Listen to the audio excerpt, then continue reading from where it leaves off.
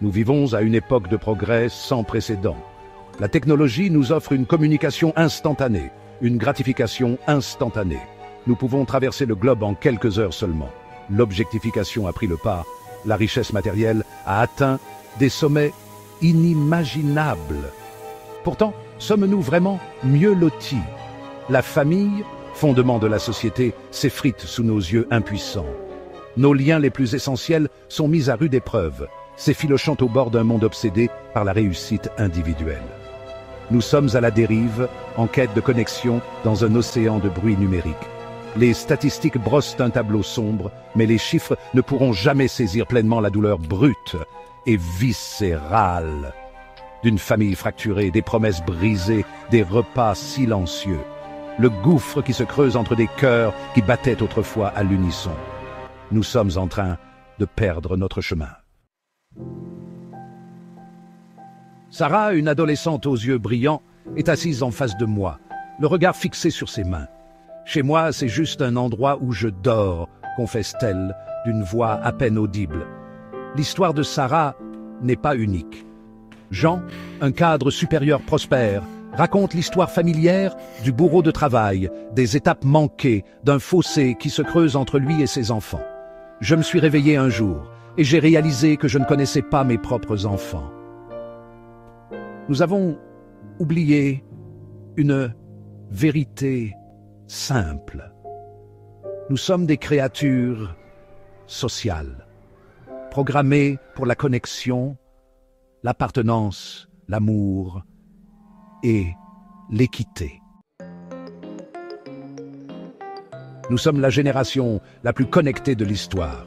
Et pourtant, les taux de solitude, d'anxiété et de dépression montent en flèche. Les réseaux sociaux, tout en offrant un simulacre de connexion, ne font souvent qu'exacerber notre sentiment d'isolement. Nous soignons nos personnalités en ligne, présentant au monde une version soigneusement retouchée de nous-mêmes. Derrière les filtres et les légendes parfaitement conçues se cache un profond désir de connexion authentique. Des études ont montré que les jeunes d'aujourd'hui sont plus à l'aise pour se confier à leur smartphone qu'à leur propre famille. La table à manger, autrefois un lieu d'histoires et de rires partagés, est maintenant silencieuse, chaque membre perdu dans la lueur de son appareil.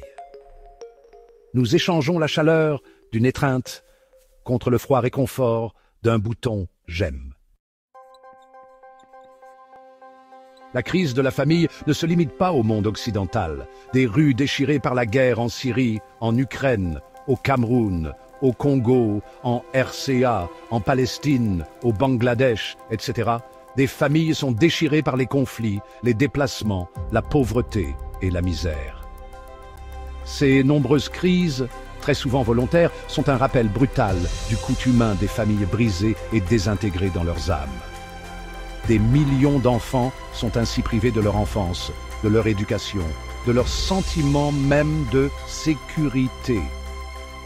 Bien que les causes puissent différer, les conséquences de la fragmentation familiale sont étonnamment similaires d'une culture et d'un continent à l'autre. Des familles fortes et stables sont essentielles au bien-être des enfants et de la société dans son ensemble. La désintégration de la famille n'est pas un problème insurmontable, mais cela exige un effort conscient, une prise de conscience collective du caractère sacré de ces liens. Il nous faut poser nos téléphones, éteindre la télévision et nous regarder vraiment les uns les autres. Commencez petit. Prenez un repas ensemble sans distraction. Écoutez vos enfants. Reconstruisez les ponts qui se sont effondrés par négligence. Nous avons besoin les uns des autres plus que jamais. Si vous pensez le contraire, faites-nous le savoir en commentaire. Bien pour vous, reconnectez.